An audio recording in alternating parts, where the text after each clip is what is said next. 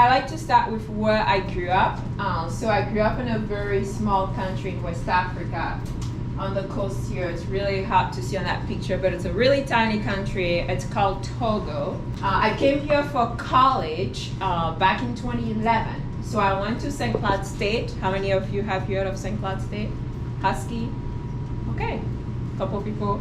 So I went to St. Cloud State to study electrical engineering. It's kind of what encouraged me to study engineering, electrical specifically, just because of having to do homework with candles or flashlights and just trying to get homework done for school. My company is based, the headquarters for power generation is based in Minneapolis. And I've been with Cummins for, my internship was in 2015, and I've been at the company for going on to 6 years now. It will be 6 years next month.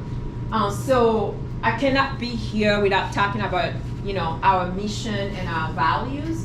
So our mission there is making people's lives better by powering a more prosperous world. And our vision, how do we do that? It's innovating for our customers to power their success. As part of that work, so whenever I develop training, I'm the owner for that product when it comes to the training side of things. And that means I also get to qualify people to train others, to teach others on that class. We call it qualify the qualifier, train the trainer.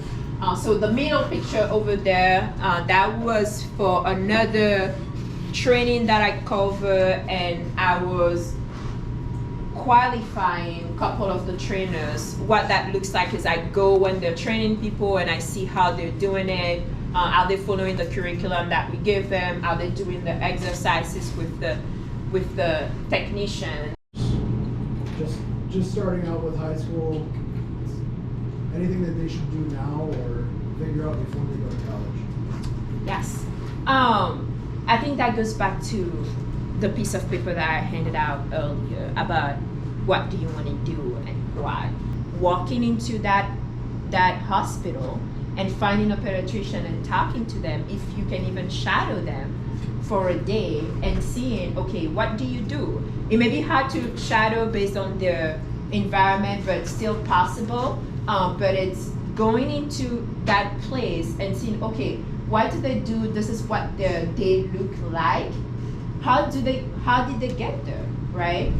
Do I have to go to, of course, medical school? But it's like, how do I then, and if that's really what I want to do, how do I then prep now to do pre-med and to eventually go to medical school? How many years is that going to take me? And you have to weigh the pros and cons. You love math, but I want you to know that there's so many things that you can do with math that you may not be aware of now. Being a teacher is awesome. Both of my parents are teachers. So I was born by teachers, raised by teachers.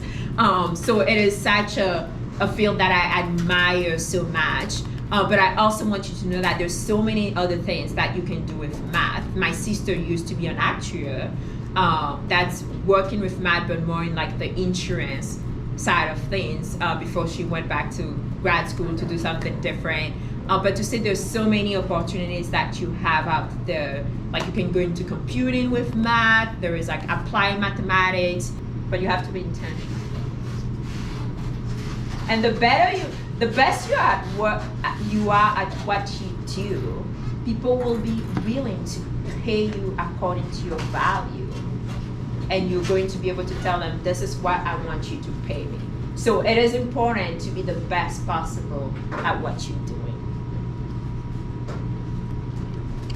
Any other questions? I'm a part of our recruiting team as well.